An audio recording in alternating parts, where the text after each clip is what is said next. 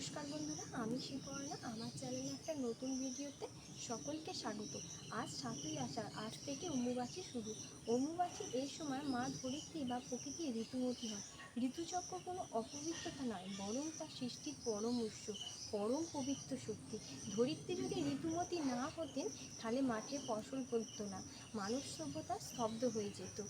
এই সময় কামাখ্যা মন্দিরের অত্যন্ত পবিত্র ও শক্তিশালী বলে মানা হয়। মাতৃশক্তিকে সম্মান করা, শ্রদ্ধা করাই হচ্ছে অম্বুবাচীর মূল বার্তা। অমাবাসী হলো এমন একটি সময়, তখন মা ধরিত্রী এই সময় ঋতুমতী বলে মনে করা হয়।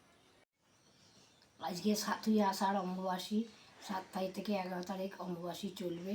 এই অমাবাসীতে চাষিদের মাঠে মাটি কোপাতে নেই, আমাদেরকে আম দুধ খেতে হয়, সিঁদুর আলতা পরতে নেই। এই পালনগুলো আমরা অমাবাসীতে করে থাকি।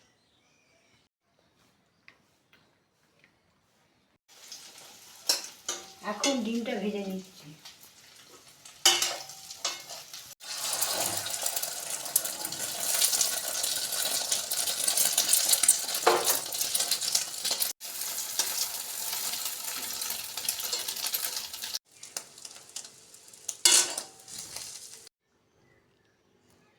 আজকে রান্না করলাম ডাঁটা আলুর ঝাল, ডাল, মাছের ঝাল, পোস্ত বড়া, ডিম ভাজা।